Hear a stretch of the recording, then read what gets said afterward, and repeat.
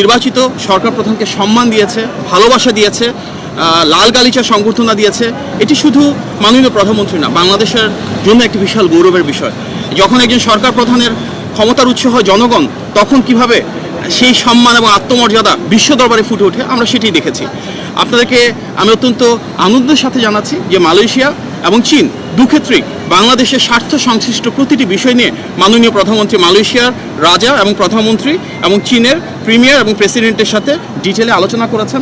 বাংলাদেশের স্বার্থ, বাংলাদেশের সার্বভৌমত্ব এবং বাংলাদেশের বিনিয়োগ কীভাবে বৃদ্ধি করা যায়, বাণিজ্যের প্রসার কীভাবে করা যায়, কর্মসংস্থান কীভাবে সৃষ্টি করা যায়, পিপল টু পিপল কানেক্টিভিটি অর্থাৎ শিক্ষা, স্বাস্থ্য, কালচার, মিডিয়া প্রতিটি ক্ষেত্রেই কিন্তু দুই দেশের সাথে বিস্তৃত আলোচনা হয়েছে। এবং এর পাশাপাশি বাংলাদেশের উন্নয়ন অগ্রযাত্রায় কীভাবে মালয়েশিয়া এবং চীন ভূমিকা রাখতে পারে সেগুলি নিয়েও মাননীয় প্রধানমন্ত্রী দুই দেশের রাষ্ট্রপ্রধান এবং সরকার প্রধানদের সাথে আলোচনা করেছেন। দুটি দেশের সাথেই শহীদ প্রেসিডেন্ট জিয়াউর রহমান এবং দেশনেত্রী বেগম খালেদা জিয়ার ঐতিহাসিক ভূমিকা রয়েছে।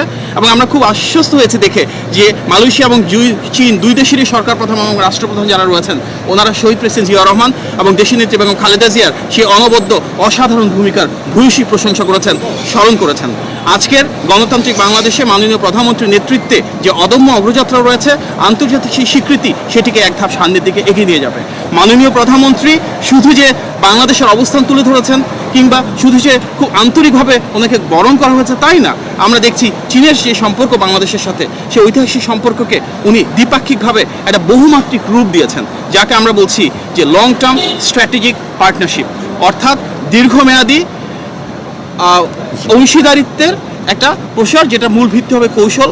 এবং অবশ্যই আমরা এর মাধ্যমে উন্নয়ন, অগ্রযাত্রা, বাণিজ্য, বিনিয়োগ, কর্মসংস্থান সহ বিভিন্ন বিষয় যা আছে দ্বিপাক্ষিক সম্পর্কের ক্ষেত্রে, বহুপাক্ষিক সম্পর্কের ক্ষেত্রে ইন্টারন্যাশনাল লেভেলে, সেগুলি নিয়ে ইনশাআল্লাহ একযোগে কাজ করব।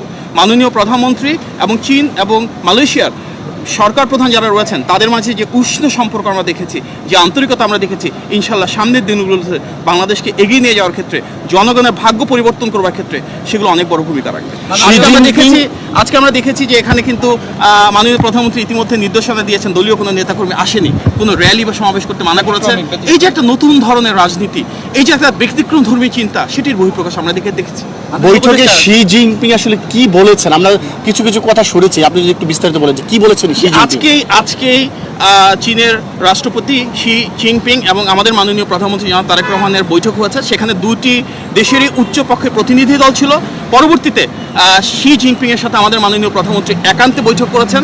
ওনাদের মাঝে দুই দেশের স্বার্থ সংশ্লিষ্ট অনেকগুলো বিষয় উঠে এসেছে এবং স্বাভাবিকভাবেই চীনের রাষ্ট্রপতি ভূয়সী প্রশংসা করেছেন শহীদ প্রেসিডেন্ট জিয়াউর রহমান, দেশনেত্রী বেগম খালেদা জিয়ার বর্তমানে নির্বাচিত সরকারের সাথে কাজ করবার জন্য অদম্য ইচ্ছা প্রকাশ করেছেন এবং বলেছেন যে সামনের দিনগুলোতে চীন অবশ্যই বাংলাদেশের পাশে থাকবে, বাংলাদেশকে সহযোগিতা করবে এবং বাংলাদেশের স্বার্থ সংশ্লিষ্ট বিষয়ে একসাথে কাজ করার জন্য ইতিমধ্যে দুটি দেশ ঐক্যমত পোষণ করেছে। আরেকটি বিষয় সেটি হচ্ছে, আমরা দেখেছি মালয়েশিয়া সরকারের সাথে আমাদের প্রধানমন্ত্রী আমাদের যে শ্রমবাজার যেটি দীর্ঘদিন ধরে বন্ধ রয়েছে সেটি কিভাবে দ্রুত আবার খোলা যায় সে বিষয়ে কথা বলেছেন, এটি আমরা দেখেছি। কিন্তু আমরা ইতিমধ্যে বেশ কয়েকটি গণমাধ্যমে দেখেছি যে সেখানে রিপোর্ট করা হয়েছে যে খুব শীঘ্রই মালয়েশিয়ার শ্রমবাজার বাংলাদেশের জন্য খুলছে না।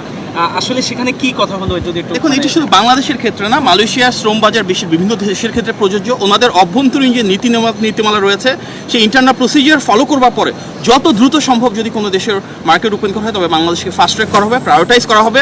বাংলাদেশের এটি একটা অন্যতম স্বার্থের জায়গা। সেখানে মাননীয় প্রধানমন্ত্রীর সাথে মালয়েশিয়ার মাননীয় প্রধানমন্ত্রীর একান্তে কথা হয়েছে বিভিন্ন বিষয় নিয়ে, এবং তার আলোকে ডেফিনেটলি আমাদের যে রিকোয়েস্টগুলো রয়েছে ওনারা ফাস্ট ট্র্যাকে যতটা আন্তরিকতার সাথে, যতটা সহমর্মিতার সাথে রয়েছে সেটাকে প্রসিড করবার চেষ্টা করি ইনশাআল্লাহ। আপনাদের সবাইকে এই সফরের আনুষ্ঠানিক সংবাদ সম্মেলন এবং প্রধানমন্ত্রী সংবাদ সম্মেলনে অংশ নেবেন কিনা একটু যদি বলেন। আমরা তো জাস্ট এসে নামলাম, আমাদের আলাপ আলোচনা করে মাননীয় প্রধানমন্ত্রী প্রেস টিমের সব মেম্বার এখানে রয়েছেন, ওনারা অনেক কষ্ট করেছেন। আমরা এখন এসে পরবর্তীতে আলোচনা করে এই বিষয়ে প্রেস টিমকে অবহিত করা হবে। প্রেসিডেন্ট যে করিডোরের প্রস্তাবনা দিয়েছে সে বিষয়ে বাংলাদেশ ইতিবাচক না নেতিবাচক যদি একটু বলতেন, এই বিষয়ে অবস্থানটা কি? না, এখানে তো অবশ্যই আমরা চাই ব্যবসার প্রসার হোক, বাণিজ্যের প্রসার হোক, তাহলে বাংলাদেশে ইন্ডাস্ট্রিয়ালাইজেশন হবে, নতুন ইন্ডাস্ট্রি তৈরি হবে, ট্রেড ভলিউম বাড়বে। সুতরাং আমরা ইতিবাচকভাবে দেখছি। পরবর্তীতে এটা তো এখনও একটা ফ্রেমওয়ার্ক তৈরি করা হয়নি, প্ল্যানিং স্টেজে যাবে এবং ফিজিবিলিটি করা হবে। বাট ইন জেনারেল আমরা তো চাই শুধু নির্দিষ্ট কোনো দেশ না, এর মাধ্যমে সাউথ ইস্টের অন্যান্য দেশের প্রতি সাথে মার্কেটের একটা অবারিত উৎসব তৈরি হবে, আসিয়ান দেশগুলোর সাথে হয়তো বাণিজ্যের প্রসার ঘটবে।